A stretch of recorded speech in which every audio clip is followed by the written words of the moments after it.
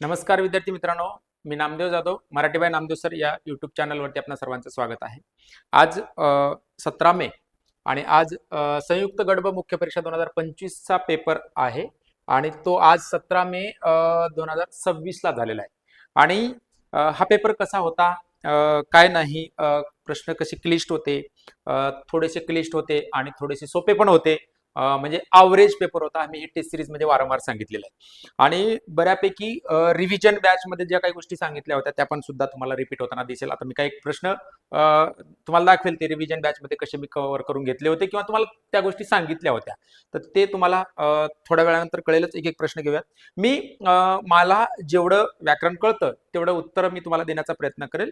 एखादा प्रश्न आहे जरासं तर त्याच्याबद्दलही तुम्हाला मी सांगेल. तत्पूर्वी मराठी या विषयाचं जो अवरेज पेपरचा आहे तर तो सोपा नाही आणि खूप अवघड पण नाही, मध्यम स्वरूपाचा आहे. मी सांगितल्याप्रमाणे तुम्हाला 30-35% प्रश्न, 50 पैकी 30-35% प्रश्न हे अवघड आलेले आहेत. तुम्हाला थोडंसं क्लिष्टपणा त्याच्यात जाणवतो. थोडंसं मनी जास्त विचारल्यामुळे थोडंसं वेळ पुरलेला नाही. पॅसेज थोडासा अवघड तुम्हाला वाटतो, काही लोकांचे मेसेज असे आलेले आहेत. ओके, मी आत्ता पेपर झाल्याच्या नंतर आत्ता हा रेकॉर्ड करतोय व्हिडिओ आणि खूप जास्त अधिक वेळ न घेता तुम्हाला मी संभाव्य उत्तरे सांगणार आहे आणि एखाद्या प्रश्नाचं उत्तर हे का येऊ शकत नाही या गोष्टी मी सांगण्याचा प्रयत्न नक्की करणार आहे. ओके, सो सुरुवात करूया आपण खूप जास्त वेळ न घेता. पहिल्या प्रश्नाकडे वळूयात.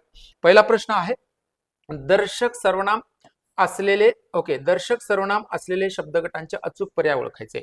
आता कोण, काय, का, कसे तर हे येणारच नाही, कारण कोण, काय हे तुम्हाला प्रश्नार्थक सर्वनाम किंवा सामान्य सर्वनाम इथे येणार आहे. जो, जी, जे आहे संबंधी सर्वनाम येणार आहेत. काय येणार आहेत? संबंधी सर्वनाम येणार आहेत. आणि त्याच्यामुळे हे येणार नाही, हे येणार नाही दर्शक सर्वनामध्ये. हा, ही, हे, ह्या, तो, ती, ते, त्या हे 100% काय आहेत? दर्शक सर्वनाम आहेत. बरं, पर्याय पण तुम्हाला तसं एकच नाहीये कुठं, त्यामुळे 2 घेऊन जावंच लागणार आहे. म्हणजे बी बरोबर आहे, डी बरोबर आहे. मग बी आणि डी बरोबर आणि ए, सी चूक, पर्याय क्रमांक 2 याचं उत्तर येईल. ओके, त्याच्यानंतर पुढचा एक प्रश्न अत्यंत महत्वाचा. याच्यावरती खूप वेळेस मी रेग्युलर बॅच मध्ये सुद्धा, रिव्हिजन बॅच मध्ये सुद्धा, वन डे बॅच मध्ये सुद्धा तुम्हाला मी सांगितलं आहे. ओके, घोडा हा एक फार चप्पळ, उपयोगी व उमदा प्राणी आहे. वाक्यात किती पूरके आहेत? मी तुम्हाला रिव्हिजन बॅच मध्ये सुद्धा, मग ती फास्ट ट्रॅक 15 दिवसाची रिव्हिजन बॅच असू द्या किंवा वन डे रिव्हिजन बॅच असू द्या, याच्यामध्ये सांगितलेलं आहे. पूरक हे 2च क्रियापदामध्ये येतं, एक तर आक्रमक क्रियापदामध्ये किंवा द्विकर्मक क्रियापदामध्ये. द्विकर्मक क्रियापदामधलं अप्रत्यक्ष कर्म हे विधेयपूरक असतं आणि बाकीच्या सगळ्यांना विधानपूरक, विधीपूरक, ओके, हे पूरक जे आहे ते आक्रमक क्रियापदामध्ये. मग आक्रमक क्रियापदातली विधी विशेषण जी आहेत ती सगळीच्या सगळी 100% काय असतात? विधानपूरक असतात. मग घोडा चपळ, उपयोगी आणि उमदा, ओके, या प्रश्नाप्रमाणे याच्यामध्ये माझ्या मते एकूण उत्तर 3 हे काय आहेत? पूरके आहेत. यामध्ये उत्तर 3 येईल 100%. चला पुढे. नवरा या शब्दाचा टेस्ट सिरीज आठवली का? टेस्ट सिरीज कवेश आठवलं, धव आठवलं, पती आठवलं, कवेश. टेस्ट सिरीज मध्ये हा प्रश्न विचारलेला होता मी. ओके, त्यामुळे 100% नवरा या शब्दाचा समानार्थी शब्द असलेला अचूक शब्द पर्याय कोणता आहे? ओके, धव म्हणजे नवरा, पती. ओके, भ्रतार म्हणजे, भ्राता म्हणजे भाऊ. ओके, पण भ्रतार म्हणजे नवरा, कांत म्हणजे पती. पण राया हे येणार नाही, कारण राया या शब्दाचा अर्थ होतो राया म्हणजे राजा. ओके, त्यामुळे हे येणार नाही. त्यामुळे अ, ब, क बरोबर, ए, बी, सी बरोबर, ए, बी, सी बरोबर, ए, बी, सी बरोबर. कुठे गेलं? ए, बी, सी बरोबर, डी मात्र चूक येणार आहे. पर्याय क्रमांक 4 याचं उत्तर याला पाहिजे आणि येणारच. हा, पुढीलपैकी फारशीतून मराठीत आलेला शब्दगट कोणता आहे? ओके, उंडारणे हा देशी शब्द असू शकतो आपला. ओके, उंडारणे, ने कृदंत आहे आपल्याकडचा. ओके, वासर किंवा गाईचं वासरू किंवा म्हशीचं रेडकू वगैरे वगैरे यांच्यासाठी उंडारणे हा शब्द. दुकान मात्र 100% फारशीतून मराठीत आलेले आहे. कुरबूर हा अभ्यस्त शब्द असते, अभ्यस्त शब्द आहे. आणि त्याच्यानंतर चिल्लर हा कानडी किंवा तेलगू असू शकतो. कानडी आणि तेलगू मधून तो इकडे आलेला आहे चिल्लर शब्द, त्यामुळे तो येणार नाही. उत्तर पर्याय क्रमांक 2 येईल. त्याच्यानंतर गुरुजी म्हणाले, एक पहिलं वाक्य आहे, प्रत्येकाने नियमितपणे शाळेत यावे. मी परत परत तुम्हाला रिव्हिजन बॅच मध्ये सांगितलं, वाक्य संकलनाचा मुद्दा आलेला आहे. ओके, या वाक्याचे मिश्र वाक्य ओळखायचे. मिश्र वाक्य ओळखायचे म्हणजे दोन केवळ वाक्याचे एक मिश्र वाक्य करा म्हणलेले वाक्य संकलनाचा मुद्दा आहे. गुरुजी म्हणाले म्हणून प्रत्येकाने नियमितपणे या शाळेत यावे, नाही, हे परिणामबोधक आहे, त्यामुळे हे येणार नाही. हे संयुक्त वाक्य आहे. ओके, संयुक्त आहे. त्यामुळे गुरुजी म्हणाल्यामुळे इथे तर दोन क्रियापद आहेत, त्यामुळे हे केवळ वाक्य ठरतं. ओके, त्याच्यानंतर गुरुजी म्हणाले आता प्रत्येकाने नियमितपणे शाळेत यावे, हे सुद्धा केवळ वाक्य ठरतं, त्यामुळे हे येणार नाही. गुरुजी म्हणाले की स्वरूपबोधक उभयाने व्यावे. ओके, स्वरूपबोधक उभयाने व्यावे गौणत्व सूचक उभयाने व्याव्यापासून, गौणत्व सूचकच्या 4 उभयाने व्याव्यापासून जोडल्या गेलेल्या वाक्याला मिश्र वाक्य असे म्हणतात. पर्याय क्रमांक 4 याचं उत्तर येणार आहे. किती? 4. ओके, चला, या वाक्यांचे मिश्र वाक्य ओळखा म्हटलेलं होतं. पुढे, काळा चोर रस्त्यातून जोराने धावत होत्या वाक्याचे वाक्य पृथक्करण केल्यास उद्देश विस्तार व विधेय विस्तार अचूक ओळखायचे तुम्हाला. खूप छान प्रश्न, एवढा सोपा प्रश्न नाहीये. ओके, घाई गडबड केली असेल तर मग मात्र थोडस गडबड होण्याची दाट शक्यता आहे पूर्ण प्रश्न. म्हणून मी तुम्हाला फास्ट ट्रॅक बॅच मध्ये पण शिकवलं, रेग्युलर बॅच मध्ये पण सांगितलं आणि त्या दिवशी वन डे बॅच मध्ये सुद्धा सांगितलं की वाक्याचं पूर्ण पृथक्करण केल्याशिवाय तुम्ही उत्तर द्यायचं नाही. परत इथे जे गडबड करून तुम्ही घेतलेले आहेत लोकांनी, तर त्यांनी एक कोणतं तरी उत्तर चुकीचं देण्याची दाट शक्यता आहे. पहिल्यांदा, धावत होता हे विधेय असणार आहे. ओके, विधेय. मग धावणारा कोण? तर चोर, हे झाला उद्देश. ओके, कसा चोर? काळा चोर. ओके, आणि हा झाला उद्देश विस्तार. काळा हे उद्देश विस्तार. ओके, आणि धावण्याची क्रिया कोणावर? तर चोरावर, कारण धाव धातू आक्रमक आहे, कारण क्रिया गतिदर्शक धातू, त्यामुळे याच्यात येणारच नाही. उरलेलं सगळं पार्ट म्हणजे मी जसं जी तुम्हाला ट्रिक सांगितली होती की उद्देश विस्तार काढून झाल्याच्या नंतर कर्म काढायचं आहे, कर्म वाक्यामध्ये नाही.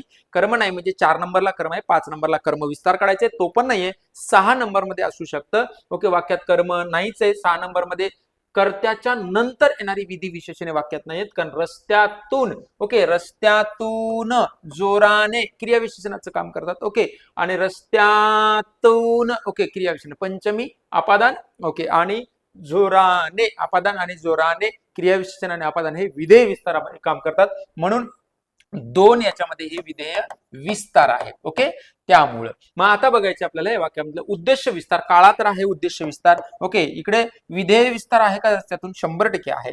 चोर येणार नाही, काळा चोर येणार नाही. काळा चोर हे उद्देश विभाग झालं, त्यामुळे हे येणारच नाही. ओके, त्यामुळे काळा येणार आहे, अगदी बरोबर, आणि जोराने पण येणार आहे. त्यामुळं ए आणि डी बरोबर, म्हणजे बी आणि सी चुकीचं आहे. ए डी बरोबर, ए डी बरोबर, ए डी बरोबर. कुठं? पर्याय क्रमांक 4 मध्ये याचं उत्तर दिलेलं आहे. ओके, उत्तर आहे. पुढे 7व्या नंबरचा प्रश्न, दुसऱ्यावर आलेली कठीण परिस्थिती नंतर आपल्यावर येऊ शकते, यासाठी योग्य म्हणीचा वापर ओळखा.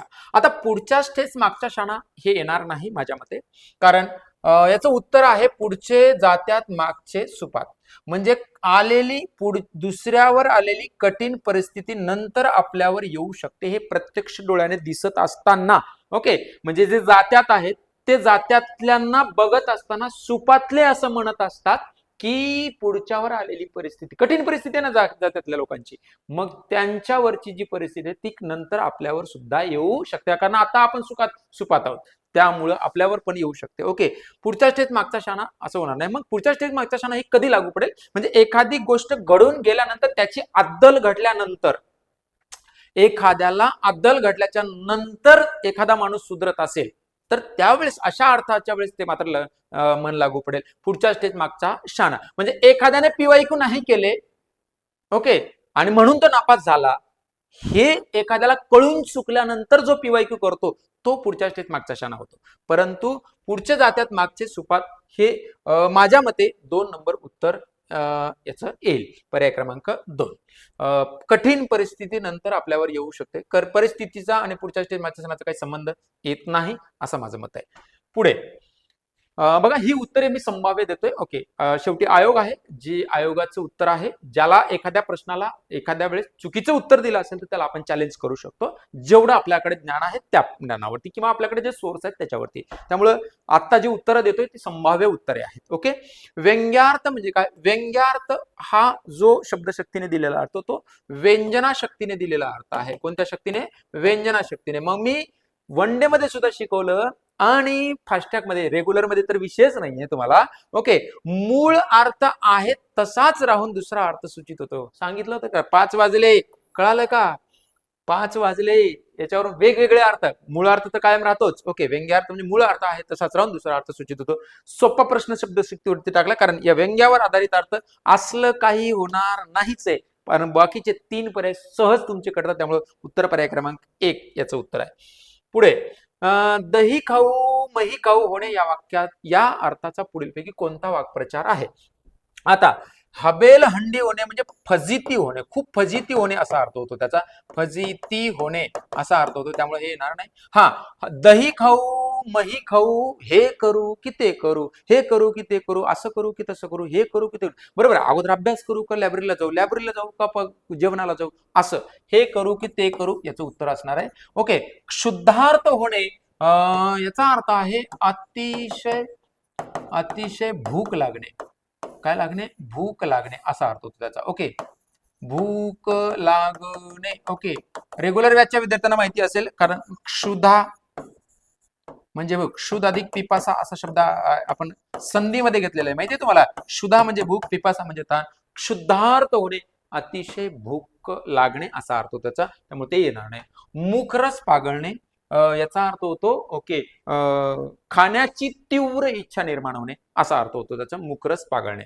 ओके, त्यामुळे उत्तर पर्याय क्रमांक 2. क्षुधा म्हणजे भूक. मित्रांनो, रेग्युलर बॅचच्या विद्यार्थ्यांमध्ये सविस्तर ज्यावेळेस शिकलो होतो त्यावेळेस प्रत्येक शब्दाचा अर्थ तुम्ही याची फोड जरी केली तरी त्याचा अर्थ तुम्हाला कळून चुकतो. कोणत्याही क्षेत्रात हळूहळू होणारा इष्ट बदल PYQ आहे, त्यामुळे वेगळं काही करायची आवश्यकता नाहीये. त्याला उत्क्रांती असं म्हणतात आणि अचानक झालेला बदल त्याला क्रांती असे म्हणतात. फक्त डी बरोबर, बाकी सर्व चूक. यस, परिवर्तन कोणत्याही क्षेत्रात हळूहळू होणारा बदल जो आहे तो उत्क्रांती आहे. ओके, तर याच्यामध्ये डी बरोबर. ओके, बीडी बी आणि डी बरोबर क्रांती, आणि हे तर येणारच नाही, कारण तुम्ही याला जर सोबत घेतलं तर ते चुकणारच आहे. ओके, त्यामुळे डी बरोबर आहे. मग डी बरोबर सोबत फक्त बीडीच आहे. ओके, ए तर येणारच नाही. ओके, प्रगती येणार नाही आणि बी येणारच नाही. ओके, डी बरोबर बी येणारच नाही, त्यामुळे पर्याय क्रमांक 4च होता. पर्याय सोपे दिलेले, त्यामुळं AC बरोबर, AC बरोबर तर येणारच नाहीये. ओके, त्याच्यानंतर बीडी चूक तर येणार, कारण डी बरोबर आहे आपलं.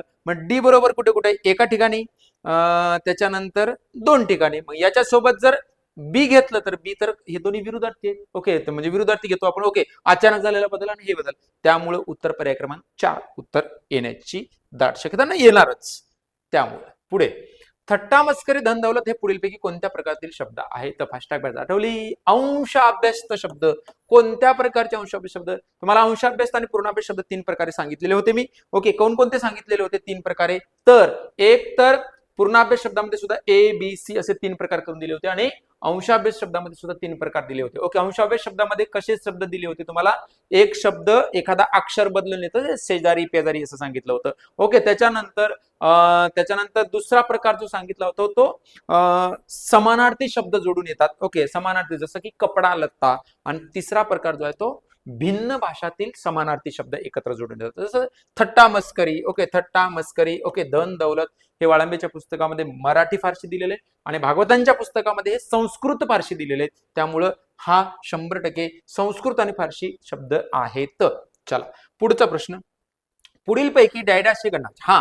आता हा प्रश्न बघा, गणनावाचक संख्या विशेषण म्हटलेलं आहे. तर माझ्या मते याच्यामध्ये दुसरा तर क्रमवाचक आहे. ओके, आणि 50वा हा सुद्धा क्रमवाचक आहे, त्यामुळे गणनावाचक येणार नाही. आता गणनावाचक मध्ये अडीच हा अपूर्णांक वाचक आहे, अपूर्णांक वाचक. ओके, आणि दोघे हा शब्द जो आहे तो साकल्यवाचक आहे. ओके, साकल्यवाचक, त्यामुळं याचे उत्तर दोन्ही असू शकतात. आता उत्तर ते काय देतील नाही माहिती मला. ओके, कारण गणनावाचकचे एकूण 3 प्रकार पडतात. एक कोणतं? पूर्णांकवाचक. ओके, पूर्णांकवाचक. दुसरा आहे अपूर्णांकवाचक. ओके, अपूर्णांकवाचक. आणि तिसरा आहे कोणतं? साकल्यवाचक. ओके, साकल्यवाचक.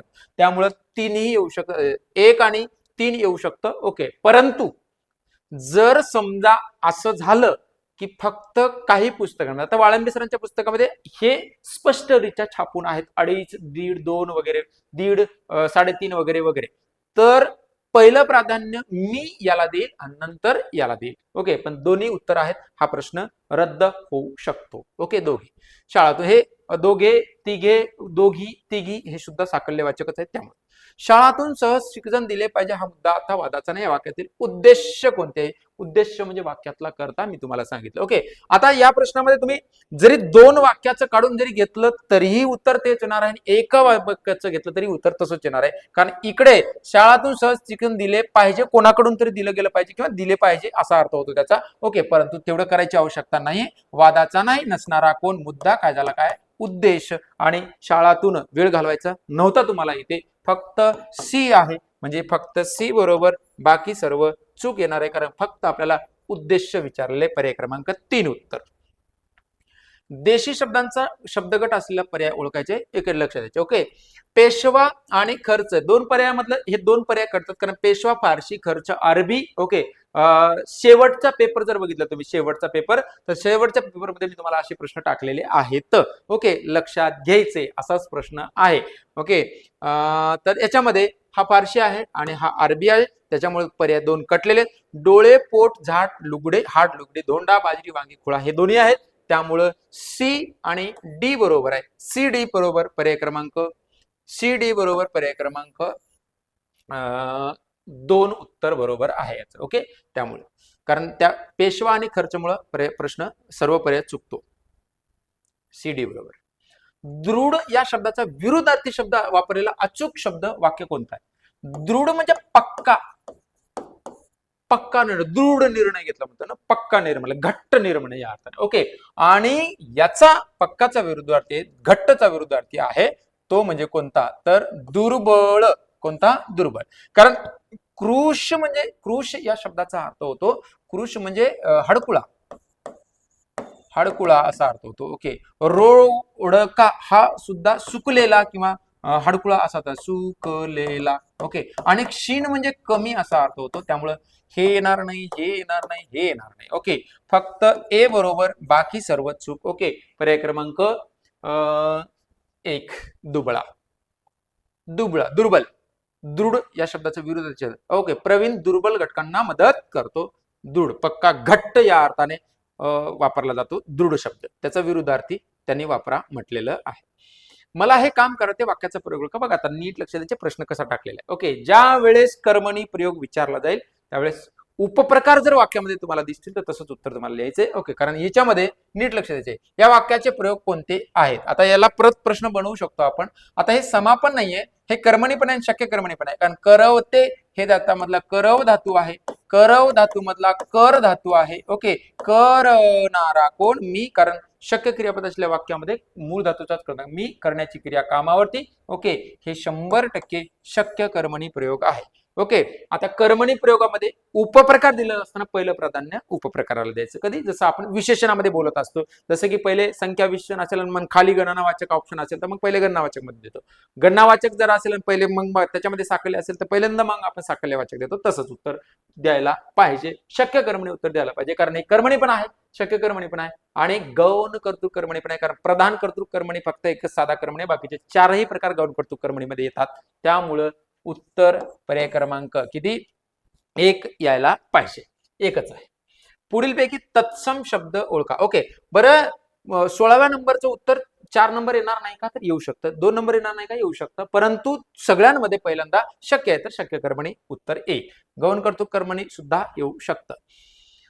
पुढीलपैकी तत्सम शब्द डायडॅस आहे. लता. ओके, आरोगण, कैवार की चहाडी. तर लता याचं उत्तर पर्याय क्रमांक 1. लता म्हणजे काय? वेल. लता म्हणजे काय सांगा? वेल. तर आरोगण हा प्राकृत शब्द आहे मित्रांनो. कोणता? प्राकृत शब्द आहे. प्राकृत शब्द अपभ्रंश शब्द आहे, प्राकृत. ओके, आरोग्य या शब्दापासून आलेला आहे. आरोग्य या शब्दापासून तो प्राकृत झालेला आहे. ओके, अपभ्रंश झालेला आहे. कैवार हा कानडी शब्द आहे. ओके, आणि चाडी हा देशी शब्द आहे. त्यामुळे उत्तर पर्याय क्रमांक तत्सम शब्द डॅडस लताच आहे. पुढे आठवली का वनडे रिव्हिजन बॅच तुम्हाला? प्रधानत्व सूचक उभ्याने व्याव्याचे वाक्य देत नाहीत, अव्यय पाठ करा म्हणतात. मी काय सांगितलं होतं वनडे मध्ये तुम्हाला? सांगितलं होतं नोट्स सुद्धा वनडेची काढून बघा माझी, जशाच सांगितलंय वनडेच्या नोट्स मध्ये मी तुम्हाला फक्त अव्यय लिहून दिलेले आहेत, प्रधानत्व सूचक. गौणत्व सूचक मध्ये वाक्य घेतलेले आहेत अजून, पण प्रधानत्व सूचक मध्ये मात्र फक्त अव्यय दिलेत. मी सांगितलं होतं की फक्त अव्यय विचारले जातात जर विचारले गेलं तर.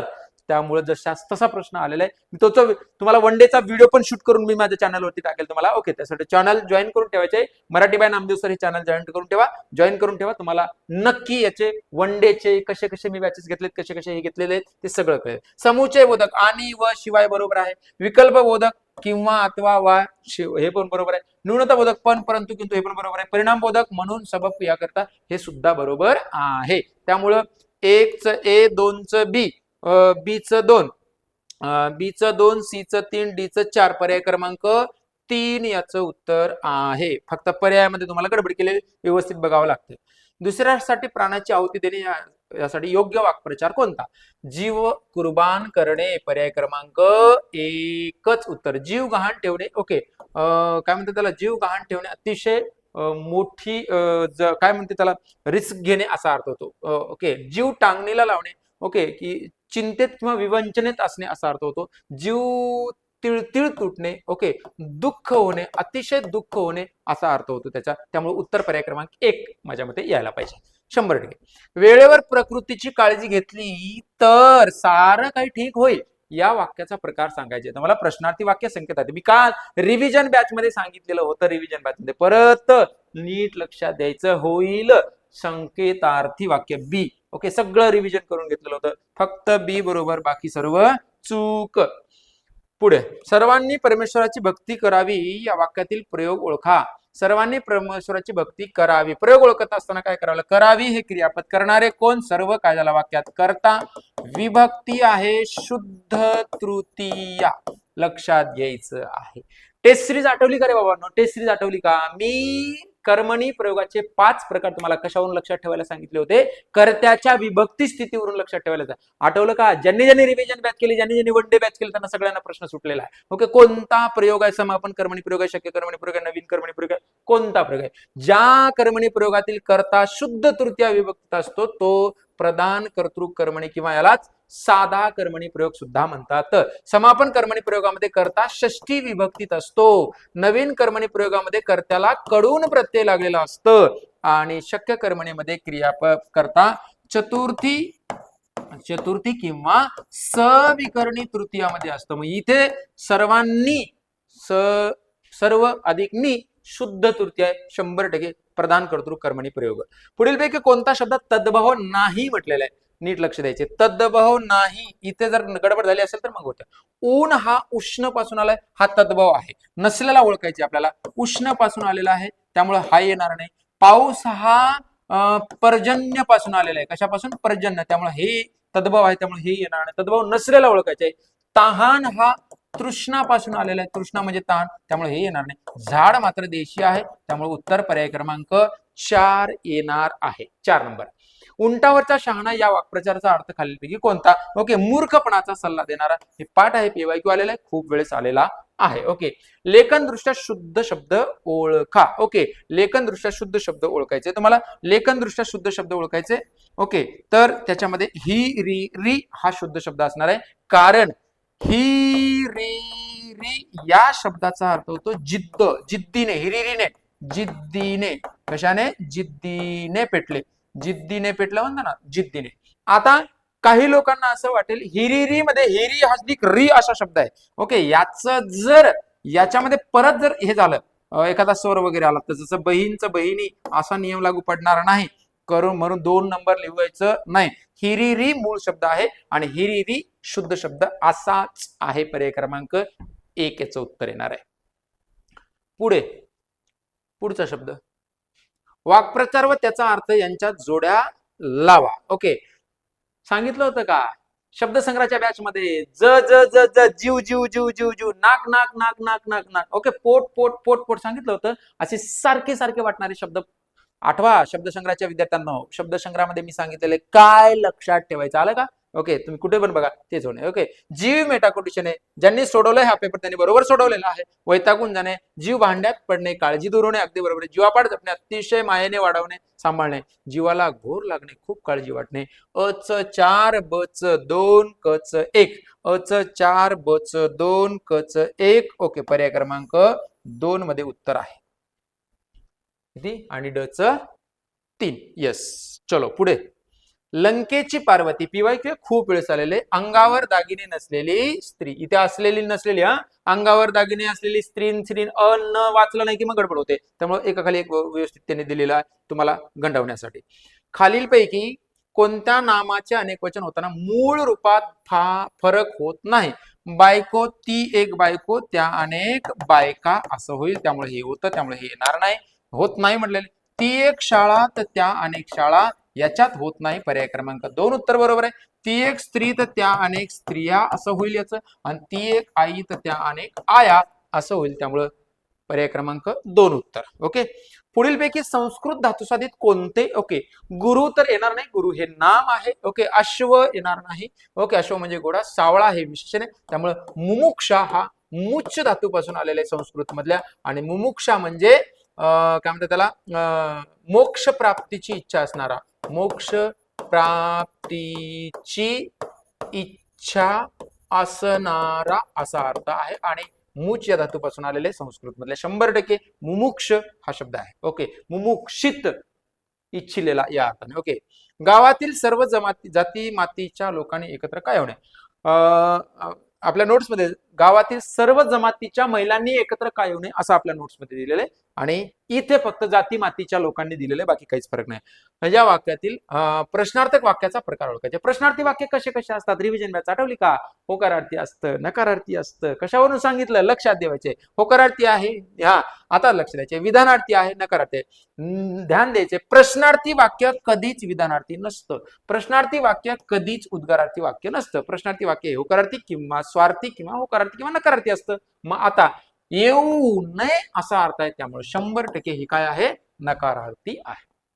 क्रियापदाच्या रूपावरूनच दिलेला आहे. ओके, मागच्या वर्षीचा जो पेपर होता त्याला जोपर्यंत आपण विरोध केला होता म्हणून प्रश्न चुकीचे यावेळेस आलेले नाही. तर एक प्रश्न जर तो विशेषणाचा सोडला तर, ओके, कोणत्या वाक्य प्रकारात एक प्रधान वाक्य व एक गौण वाक्य गौणत्व सूचक उभ्याने व्याव्याने जोडले जातात? पाठ झालेलं होतं तुम्हाला रिव्हिजन मध्ये 4 नंबर मिश्र वाक्यामध्ये. ओके, त्याच्यानंतर पुढीलपैकी मराठीतील अव्ययभाव सामासिक शब्द कोणता?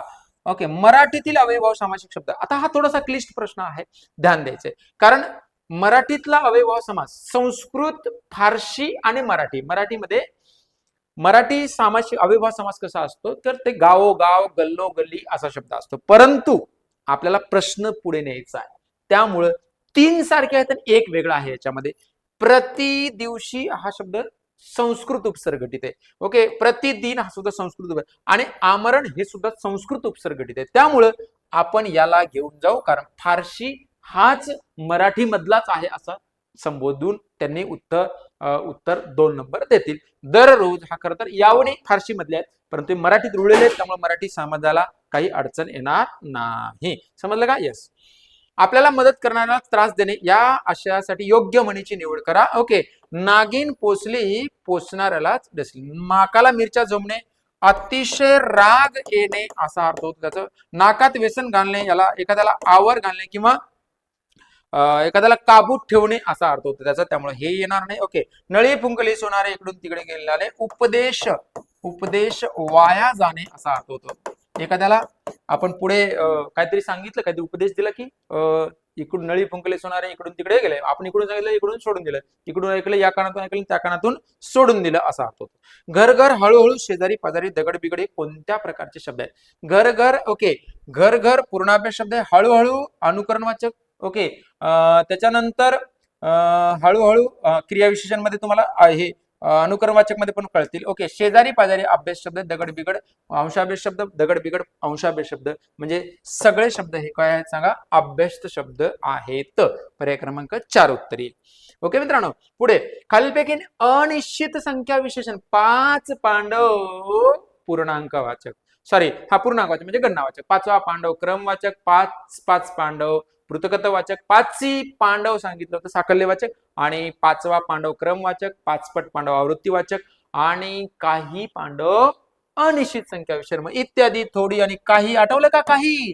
ओके, काही शब्द आलाय याच्यावरून तरी तुम्हाला ते उत्तर द्यायला पाहिजे. चौथा 60वे पहिला हे क्रमवाचक आहे. ओके, त्याच्यानंतर दसपट दुहेरी हे आवृत्तीवाचक आहे.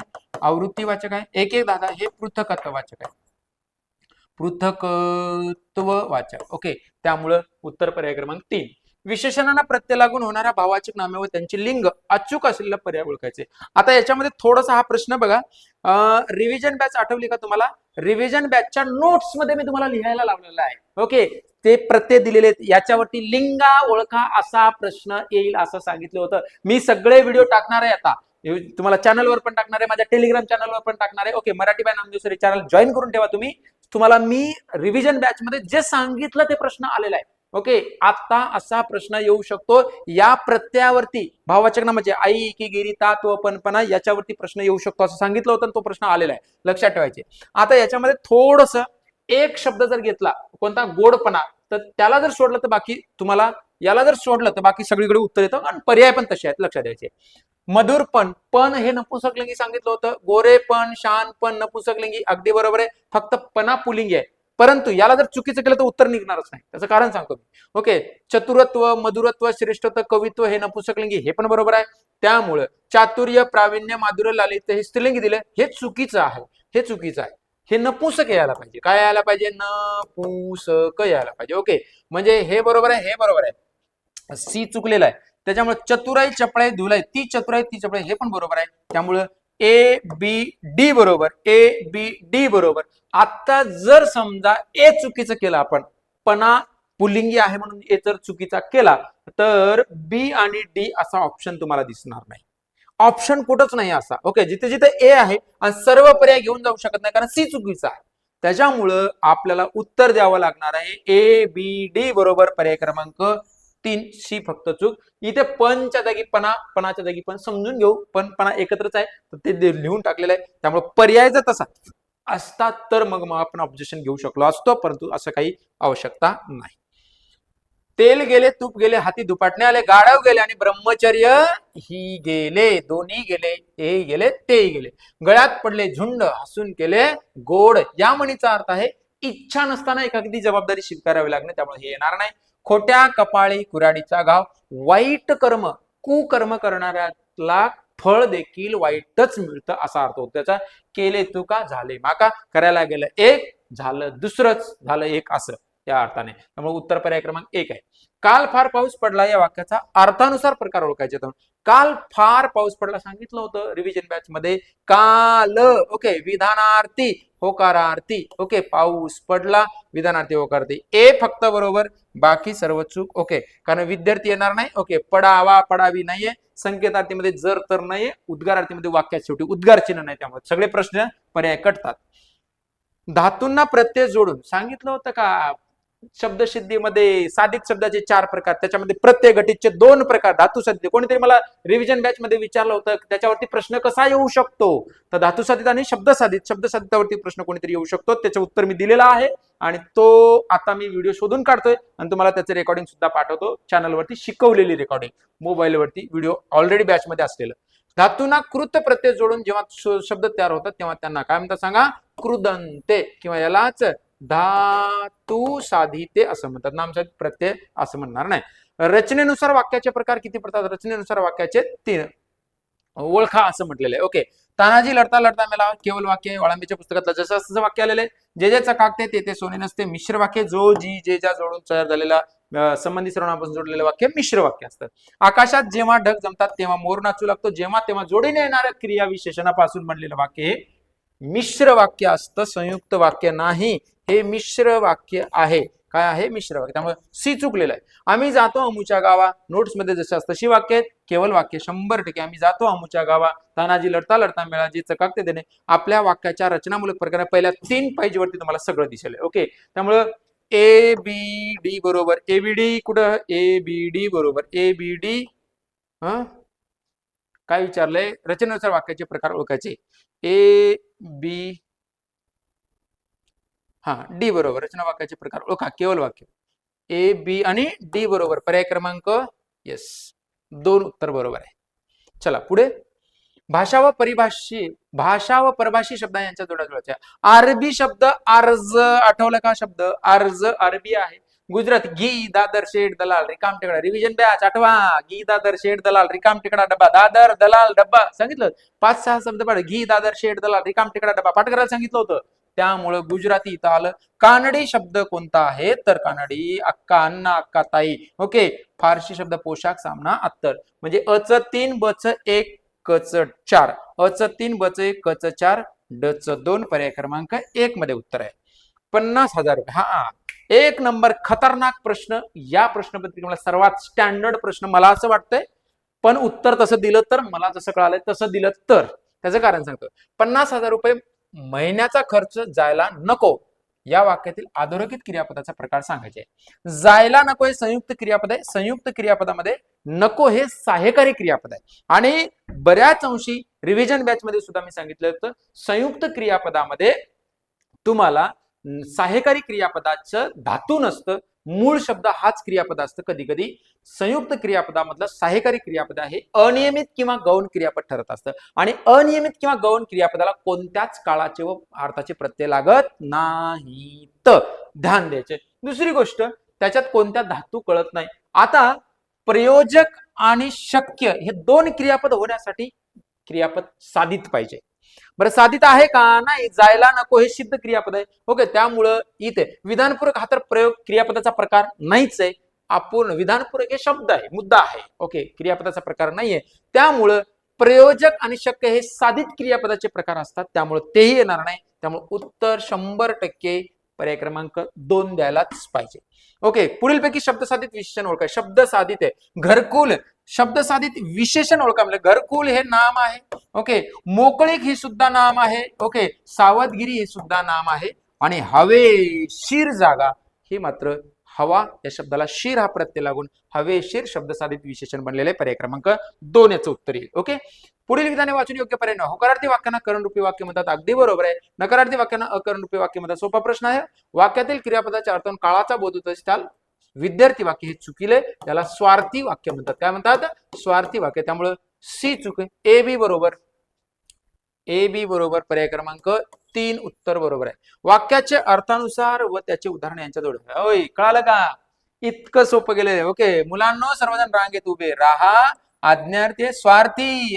मुले अभ्यास करतात. ओके. विद्यार्थी तुम्ही अभ्यास करावा. आणि संकेतार्थी जर निमंत्रण आले तर मी किती वेळ सांगितलं होतं. म्हणजे अच ए 2 बच 3 अच 2 बच 3 कच 1 आणि डच 4. पर्याय क्रमांक 1 उत्तर यायला पाहिजे. एकच उत्तर असणार. त्याच्यानंतर पुढील विरुद्धार्थी शब्दाची चुकीची जोडी. भाविक बुद्धी प्रामाण्यवाद. विरुद्धार्थी चुकीची जोडी कोणती आहे असं ओळखा म्हटलेलं आहे. चुकीची जोडी याच्यामध्ये भाविक बुद्धी प्रामाण्यवादी. भाविक आणि बुद्धी प्रामाण्यवादी हे अगदी विरुद्धार्थी शब्दाची बरोबर जोडी आहे. त्यामुळे भाविक म्हणजे धार्मिक असतो आणि याला अधार्मिक म्हणजे त्याला म्हणतात काय वैज्ञानिक दृष्टिकोन असलेला असा अर्थ होतो. त्यामुळे ते दोन्ही विरुद्धार्थी आहेत. दिव्य आणि पार्थिव. दिव्य म्हणजे स्वर्गीय आणि पार्थिव म्हणजे पृथ्वीशी संबंधित असलेला. त्यामुळे हेही बरोबर आहे.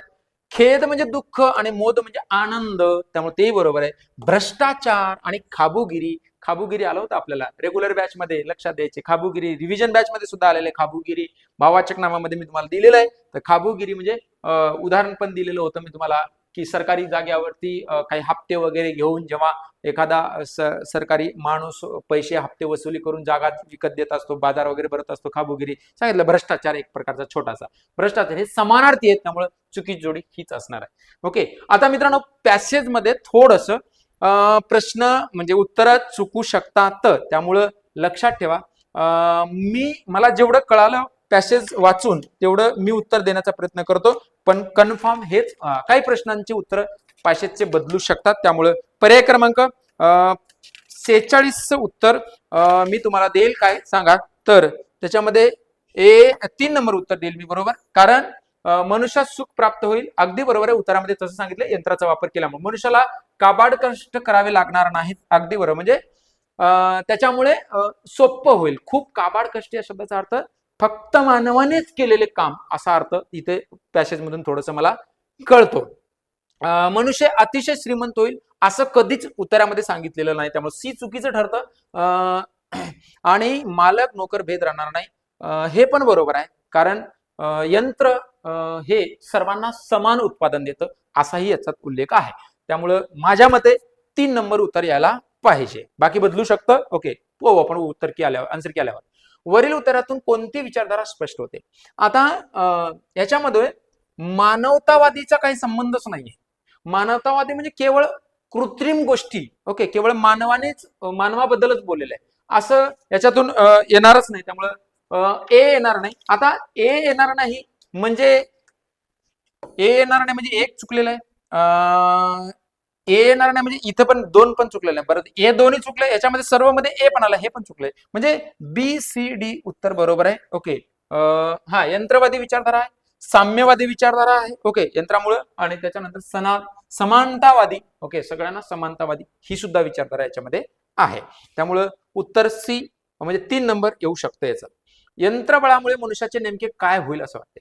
बेकारी वाढेल, अजिबात वाढणार नाही. ओके, बेकारी वाढणार नाही, बेकारी वाढेल असं कधीच सांगितलेलं नाही त्याच्यामध्ये. ओके, वाढेल हे जर कोणी बोलत असेल यंत्रामुळे बेकारी वाढेल असं जर कोणी बोलत तर हा शुद्ध तांदळेपणा आणि अडाणीपणा असं सांगितलेलं आहे पॅसेज मध्ये. त्यामुळे मला वाटत नाही ते येईल. ओके, मग ए चुकीचं आहे. मग ए चुकीचं आहे म्हणजे 100%. ओके, हे गेलं. आता दुसरी गोष्ट, माणसे इतरांकडून नागवली जातील का?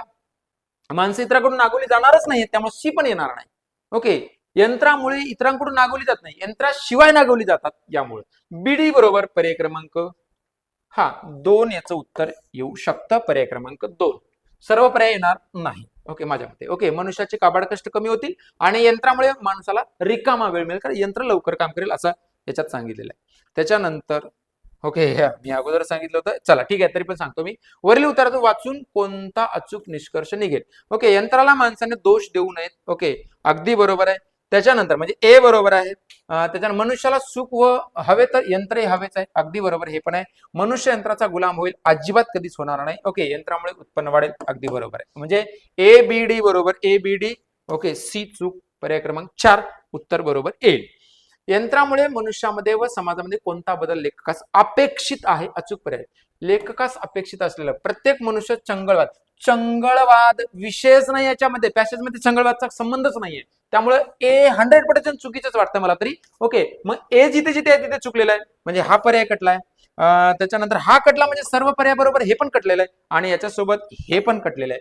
म्हणजे ए चुकीचा आहे, चंगळवादचा विषयच नाही पॅसेज मध्ये. त्यामुळे सोपं करून दिलेलं आहे. ज्यांना कोणाला वाटलं पॅसेज समजला असेल, त्यांनी कोणाला वाटलं की खूप अवघड आहे असं, तर असं काही नाहीये, पर्यायावरून तुम्ही जाऊ शकता. मग बीडी बरोबर ए सी चूक असू शकतं, त्यामुळे उत्तर पर्याय क्रमांक 2 येऊ शकतं. ओके, सो विश्लेषण कसं वाटलं नक्की कमेंट करून सांगायचंय तुम्हाला. आणि चॅनल माझं फॉलो करायला विसरायचं नाहीये. मराठी बाय नामदेव सर हे चॅनल फॉलो करा, आणि अशाच नवीन माहितीसाठी इतरांना पण ही व्हिडिओ शेअर करायला विसरू नका. तेव्हा भेटूयात पुढच्या व्हिडिओमध्ये. तोपर्यंत नमस्कार, थँक्यू, धन्यवाद.